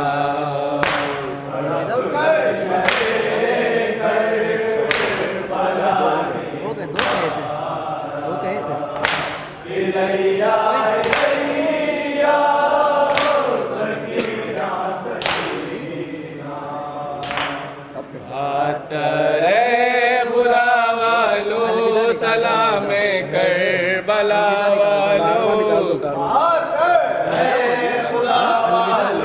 سلام کربلا والو بے زباں خدا حافظ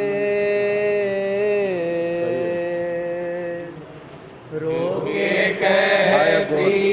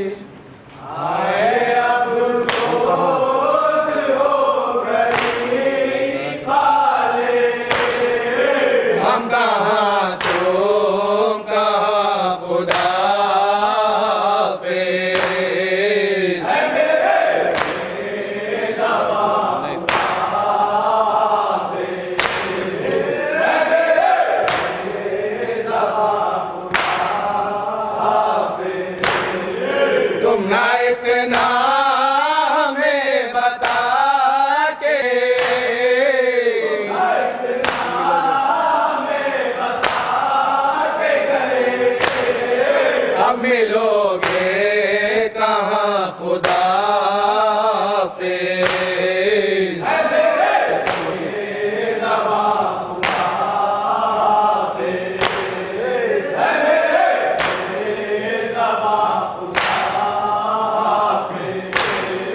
تم تو موجز گما کے بیٹے ہو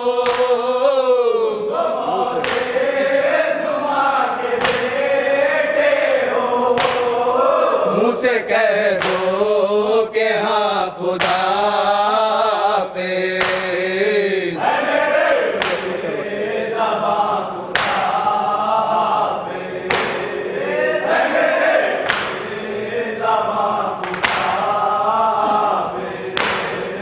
اب تو لیتی ہے کروٹیں دل میں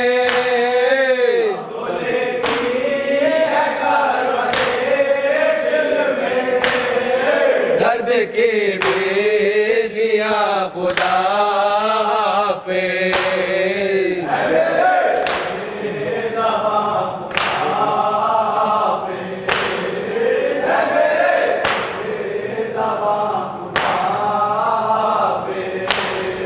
دیکھ لو جا رہا ہے وہ خیمہ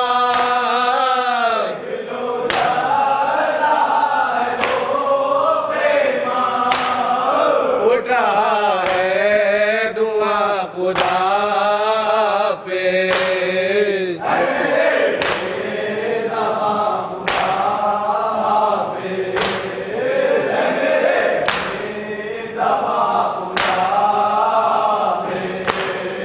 ہائے اب تو رسن میں ہے بازو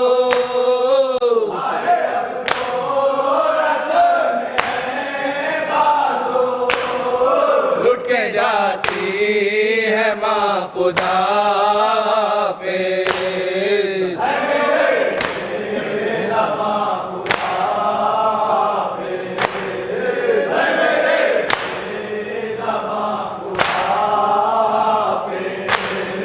سبھی بین رن تھے ماں کے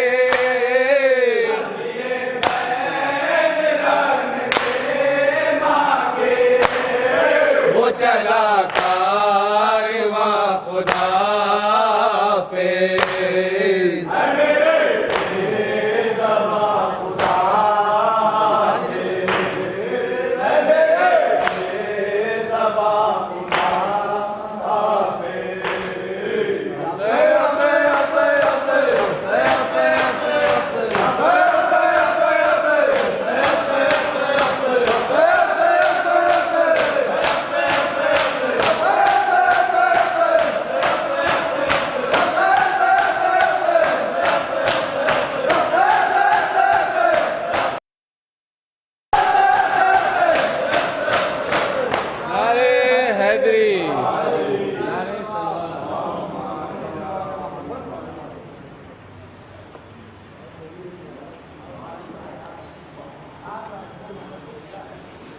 صلی اللہ علیہ یا ابا عبداللہ السلام علیکم یا ابا عبداللہ وعلی الارواح التي حلت بفنائک علیک منی سلام اللہ ابدا ما بقیت وبقی اللیل والنہار ولا جعله اللہ آخر العہد منی لزیارتکم السلام علی الحسین وعلی علی ابن الحسین وعلى أولاد الحسين وعلى أصحاب الحسين السلام عليكم جميعا ورحمة الله وبركاته السلام عليك يا غريب الغرباء السلام عليك يا معين الضعفاء والفقراء السلطان يا أبا الحسن علي بن موسى الرضا روحي وجسمي لك الفداء ورحمة الله وبركاته السلام عليك يا مولانا يا صاحب العصر والزمان السلام عليك يا خليفة الرحمن السلام عليك يا مظهر الإيمان السلام عليك يا شريك القرآن السلام عليك يا إمام الإنس والجان عجل الله تعالى فرجك وسهل الله تعالى مخرجك وظهورك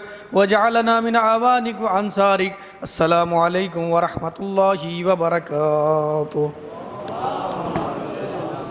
ایک سورہ فاتحہ کی گزارش ہے مرحومہ شاہدہ منصور بنت جناب عبداللہ صاحب کے نام ایک سورہ فاتحہ پڑھ کے آپ لوگ و شہر بانو بنت جناب جعفر مرزا صاحب مرحوم کے نام ایک سورہ فاتحہ. جسٹس مرتضیٰ حسین ابن مرزا کاظم حسین صاحب کے نام ایک سورہ فاتحہ پڑھ کے بھیج دیں. بسم اللہ الرحمن الرحیم.